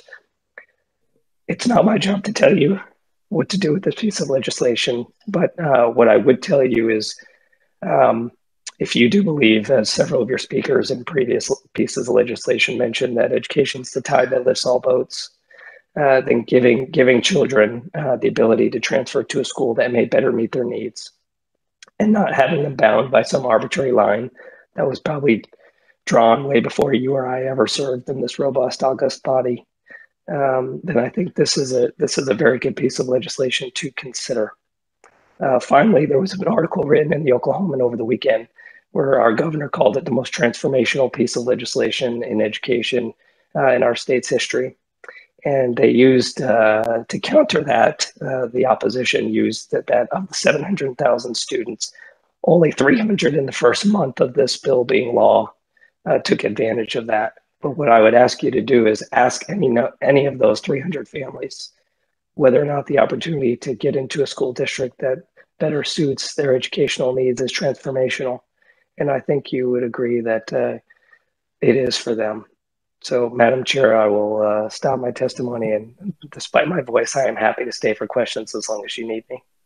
Well, thank you, Senator. And because you were so patient to wait for such a long time, we let you go over. And on top of that, I hate to interrupt a senator, especially a guest from Oklahoma. So are you getting any bad weather down there? It's, as you can imagine, I've been counting the loaves of bread lumped into the back of every car driving up my road. So yes, I think everyone is eagerly anticipating a serious weather event. And as you know, being just our neighbor to the north, everyone gets excited for a good weather event here. So I know it. And here we are at the house in Topeka where the Senate has already evacuated. and we've got House members here. And so anyway, thanks for sharing with that. I am going to allow questions for the Senator. Any questions from committee members? And I think it's the weather that's causing the short questions, and that's why I'm limiting them as well. Senator, I hope you stay in touch. Thank you very much. Next committee, we have... You are welcome. I hope your voice heals up real soon. Get some lozenges. Okay. Next, we have Mike O'Neill from KPI. Welcome. 4 minutes, sir. Thank you, Madam Chairman. I'll try to get you back on schedule here. Just a little bit of history. This has been a passion of mine for many, many years, dating back. The chairman reminds me of chairing this committee back in the mid-90s. We had the same issues. We've been talking about these same issues for decades. It isn't just since COVID or things of that nature we've been struggling with for a long time. And I keep coming back to something I've said time and time and time again. The quality of our children's education should not depend on what zip code they live in. In what universe does it make any sense that we would decide that the child's education has this geofence around it that they can't break through? I represent a client who is for all the above, anything that helps this child succeed. And when I say this child, I'm talking about every single child. We could be talking about 10, we could be talking about 10,000, we could be talking about one, but that one child counts. And whatever we can do for that child, whatever it is in the way of choice, whether it's a public school next door or what have you, we need to do that. And I'm also struck by one of the first things I did as a young lawyer coming out of law school is we handled children in need of care cases. These are kids that were maybe juvenile offenders or about to become juvenile offenders, and the legal test that was applied to them was what is in the best interests of the child. Years and years hearing education debates, we've lost sight, many of the opposition has lost sight of what's in the best interests of the child. What we'll hear is, we don't like this because it's not in the best interest of the district. It's not in the best interest of this school. It's not in our best interest as teachers. And those are all important. But the first question you ask is, what is in the best interests of the child? And if that child is not thriving in their current school, and there's another opportunity out there for them, we owe it to them to give them that right. And I respect the parents that come in here and say, we love our public school, please don't do anything that would funnel funds elsewhere. And yet, we're still talking about their children, and their children are just fine. The children that are missing, that are getting left behind, are the ones that don't have the time to come in here. Their parents don't have the time to come in here and appear before you because they're working 2 jobs. They don't have the resources to go anywhere else. They don't have the resources in order to keep their kids at home and teach them. They are stuck. This, ladies and gentlemen, is the greatest civil rights crisis of our time. These are the kids that are being left behind. And we owe it to them to provide them every opportunity they can. And with that, I would urge you to take the steps necessary to make that happen. This is one option. All right, thank you, Mike, and we'll take questions at the end of the proponent section. Next, we have John Luth, Deputy State Director, Americans for Prosperity. Welcome, John. Thank you, Madam Chair, members of the committee. My name is John Luth. I am the Deputy State Director of Americans for Prosperity, here today representing thousands of grassroots activists from across the state. In the interest of time, I will keep this short, as several of our proponents, I'm sure, either already have or will cover a number of the points I was going to make.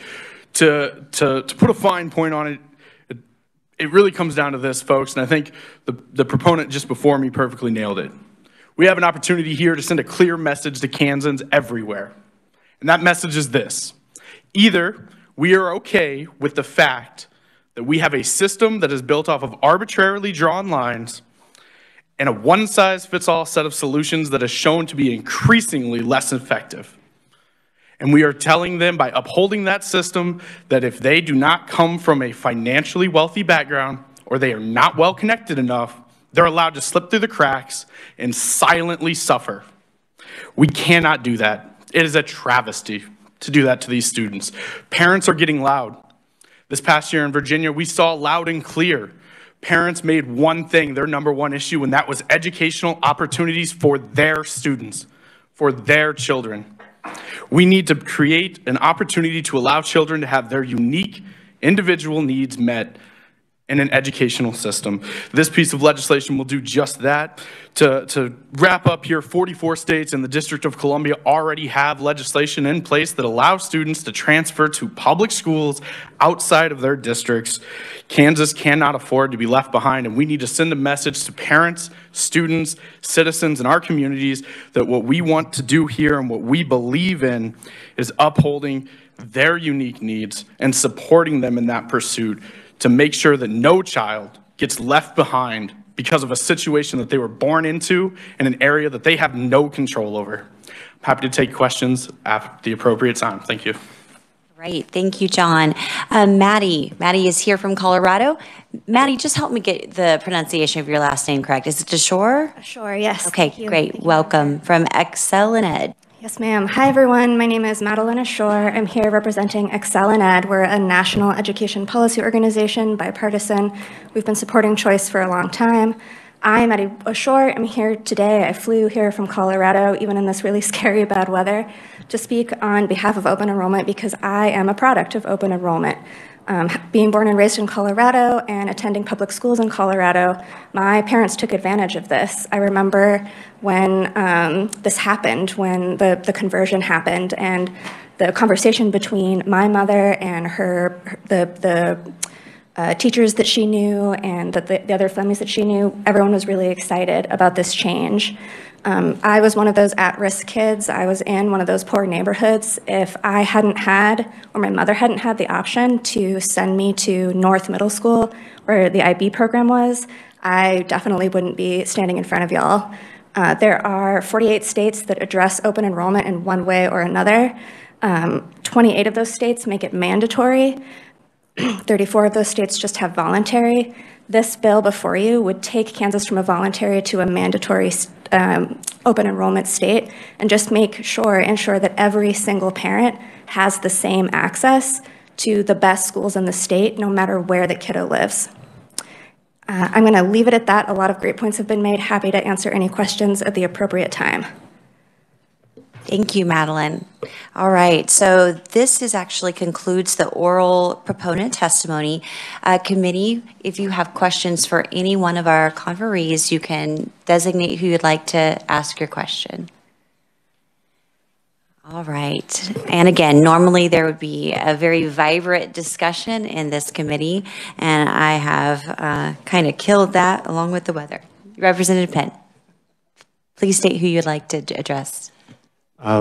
Yes, thank you, Madam Chair. Wow, so many good ones up there. Speaker O'Neill, thank you for your testimony today, sir. Just a quick question. We heard at the State of the State address that the governor says that she is the education governor. How would you see this bill nested into and supporting her vision to be the education governor and those aims?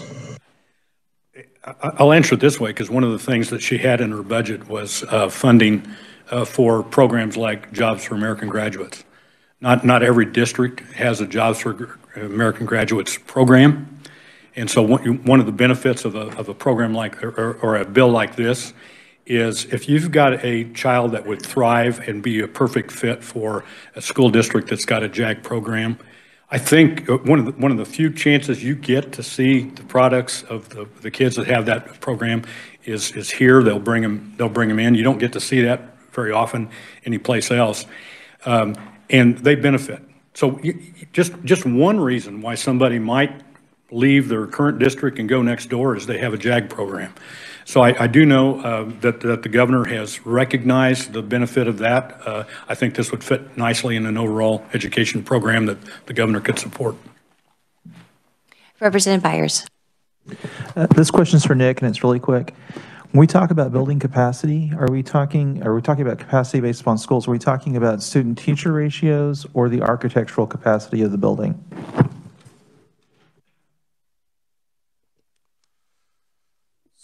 So that capacity isn't really defined. School districts would establish their own policies to determine capacity within the confines of their school buildings and their districts and within each grade level. Thank you. All right, committee, we'll go ahead and end the proponent section. We're moving on. Please note that there is written testimony from Brittany Jones, so thank you very much for providing that, Director of Policy and Engagement. We have no neutral testimony, and we'll move to the opponent testimony, and it is none other than Mark Tolman, again, from KASB. Welcome. Thank you very much, members of the committee. I will try to summarize my testimony by talking about a couple of points. First, I think it should be stressed that by the records we have seen, over 21,000 Kansas students are already attending a school where they are non-resident. Districts, you've heard some talk about how open different states may be. Kansas, as long as I know, has always allowed students to transfer if the receiving district accepts them. That makes us different, certainly some states. Put that in some context, that's over 4% of our public school students. These students would be the 6th largest school district in the state, and they are equal to almost 85% of the enrollment of all public and private schools together. So we have a lot of this going on right now because many districts choose to allow this. Here are some of the reasons why they may not, or concerns that we might have. First of all, you've heard of other states that have done this. You haven't heard, and I don't know what their school finance systems are. But in Kansas, it's important to remember that there are still differences in local spending and local taxing. And I think one of the issues that you would at least hear from some folks is to say, should a student be allowed to come into a school from a different district if that family is not supporting what may be the additional levels of support or facilities level that are necessary?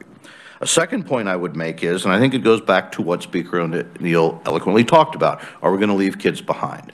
Well, it seems to me that in this bill, as we understand it, there is no transportation provided. And so, in effect, if you are a low-income parent wanting to avail yourself of this, there's no guarantee funding would be provided. The state would not count that. And so if a receiving district wished to do it, they could do so, but without state aid, and I would note that would be a non-instructional expenditure that they would make. So if we're absolutely convinced this is right, it would seem to me that that's something you would want to consider. I would also raise a concern about what is the meaning of capacity.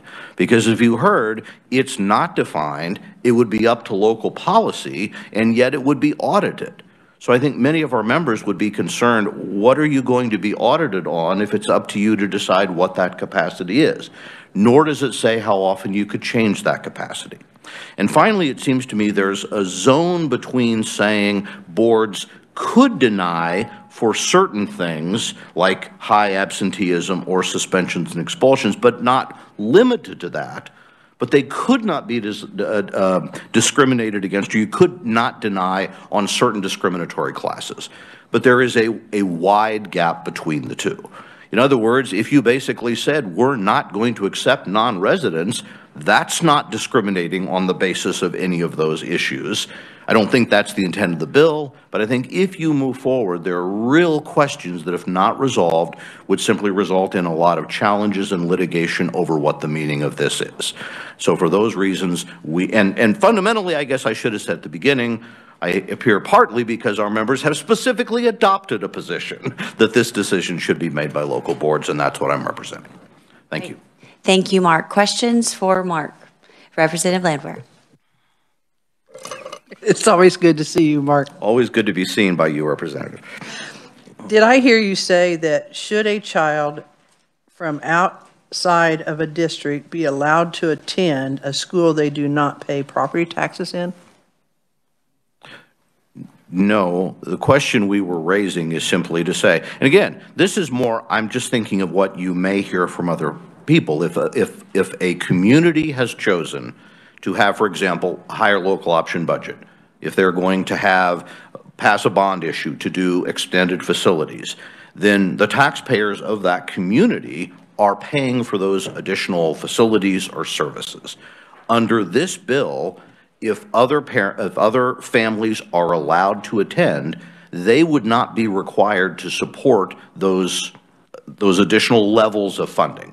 And I would simply suggest that, at least for some parents and taxpayers, they may not think that's fair. So then the LOB is not fair because not all districts are equal. I'm not saying it's not fair. The LOB is equalized, but it's also, to some extent, an option. So some districts are choosing to have a full 33%. I don't know if any districts are as low as 15%, but they can be.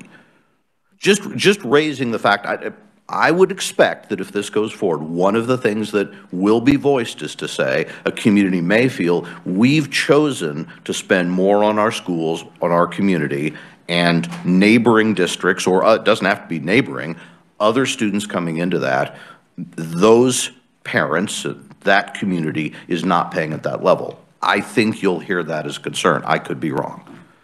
Well, and I get that, Mark. I still struggle with the idea that we're saying this child shouldn't have the opportunity because maybe they come from a district that hasn't passed an LOB or isn't at their cap of their LOB, doesn't have the tax base to support any more increase in their LOB, that they shouldn't have a choice to go somewhere else and can't. It's all taxpayer dollars. And it's not as if taxpayer dollars outside that district don't go into that district, because they do. I absolutely agree with that. I'm simply making the point, our system, and I don't know how it compares to other states, does still have some varying local choice. And that's the system you've put in place. And of course, remember, again, as you're talking about this, this only allows up to that issue of capacity, which is not even fully defined. So if we really have problems we're trying to solve, then simply saying you can have this if there happens to be space in this 1 year, that may be helpful to a point, but I don't know whether it really gets at the larger issue we need to address. Well, and the school boundaries have been a discussion for many years. You were here when Representative Bill Mason was here, and he had an issue out in East Wichita where kids were being bused to Circle when there was a school 2 or 3 blocks away from them because of the boundary lines. And he got death threats. You know, people protect those boundaries. In some of our districts, we got some that are allowing it, some that aren't allowing it. So I'm just getting the point that public schools aren't about choice at any level, even for the kids. Well, I will reserve an answer on that because I know you've got a lot of other people to speak. Actually, Mark, you were the only one. Where are you going? Come on back, Mark. Let's go. No. So what I'm hearing you say is that your members are for closed borders, even though the state gives equalization aid to help for a capitalization fund and capital outlay. We try to equalize and provide an equal opportunity. You are for closed borders. I've clearly mistaken, because I think the data that we have seen is that about over 90% of school districts allow non-residents to attend now. So I don't think that means they're against closed borders. I think what they feel is that as they are responsible for the residents of their district and the children of the families that elect them, that has to be their primary obligation, and that's what guides them in the decisions they make. It is also worth noting that in many districts allow choice within their district. They allow people to choose different schools or transfer or have, magnet schools or all of those things. So I would respectfully disagree with that characterization. I think that we simply believe that this is a step, at least based on where my members have been now, beyond where they're comfortable to have the state say, you must accept non-residents up to a capacity, which, as I say, is not even really defined what that capacity is supposed to be.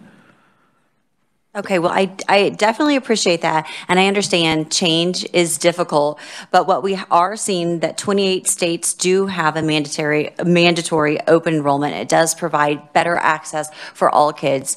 Today, we have heard about ways that give kids more choice, and what we have received back would be all kinds of excuses and reasons that kids should not have that choice, but systems should have all the determining choices. May I respectfully respond? Yes, you may. One of our concerns about the first bill is that those systems may make that choice. Our schools embrace the idea of accepting all the students for whom they are legally responsible for. Our concern about the first bill, so you have a bill here which basically says public schools, and I understand the theory behind it, should serve all kids, but the previous bill continues to say that we would fund schools that don't have to do that. And I think that's where we keep coming back to that level of concern. So, Mark, had we not been so short of time, I would have responded to that. But since you brought that up again, I will say that what we're talking about with the previous bill is a base state aid. It is not the average student aid, which is per pupil, which is over $16,000. It is not the special education money that goes to the school district. It does not go to private schools. They can only provide services. So private schools are not even able to take those special education funds. Even if we tried to give them to them, we cannot do that. So when the excuse comes up that they do not serve all students, I would say if the state of Kansas gave all schools an equal amount of money per each type of student, then I think your argument would actually stand. But it doesn't, because it is not apples to apples. Yes, ma'am. Okay, we actually do. I'm going to ask Representative Lynn has another question. Are there any other questions for Mark Tallman? Okay, Representative Landwehr, you get the last question. Can you get us a list of the schools that are allowing open enrollment? I can get you a list that was forwarded to me from the Department of Education that shows what the number of kids in every district that are non-resident. So it doesn't say by what policy they use, but it shows how many districts and you can calculate what percent that is. Okay, because I know, and I also know that years ago, I haven't checked into the situation recently, but 259 had open borders, and a lot of students were being sent to Wichita with special needs because the school districts didn't have the public school districts didn't have the services to provide them. So it's a two-way street. Respectfully, Madam Chair, as I told you, I have another meeting to get to, so is that all the questions? Oh, yes. I forgot about that. We were going to try to rush and get you out of here. Drive safely. Committee, please take a note. And well, before I say that, did I miss someone that had planned on, for oral testimony? Okay. Okay, what's your name? Corey Gibson. I don't have your name. Okay, Corey, come on up. Come on down to The Price is Right. Committee. And just to double check in case it got thrown into spam, Holly is an incredible first year assistant, and she has received a lot of testimony. So it's been very, very challenging. Okay, it got thrown into spam, so we apologize. I would recommend, side note for anybody that wants to speak, make sure you get a response back, and then you'll know for sure. But please state your name so we can get it down again. Corey Gibson, C-O-R-Y, Gibson, G-I-B-S-O-N. I'm the proud superintendent of the Valley Center School District for the 10th year. Representative Hubert serves as Valley Center, and I was going to share when Representative Hubert was a school board member 22 years ago in Valley Center, our enrollment was 38% less. So our board has voted twice on the topic of opening our boundaries completely, and on both occasions they've said no. But here are some of the reasons why. One, property taxpayers are aware that legislators created action in 2015 that caused our district's property taxpayers to shoulder more debt as it relates to bonds and building of buildings. So prior to that time, you all, the state as a whole, would pay for approximately all but 40% of those bond issues because we're a property poor district. Our cost now is 76% on local property taxes. So when people hear about more kids coming in, and we do have a policy of, for example, if a student comes and resides in our district and then they move out, well, if they're in good standing, they can stay. We never make them move because I think it's best for kids to stay in the district if they can stay there. The more they move and make those transitions, the more difficult it is for more kids. So our policy already states that once you're in, even if you move out of district.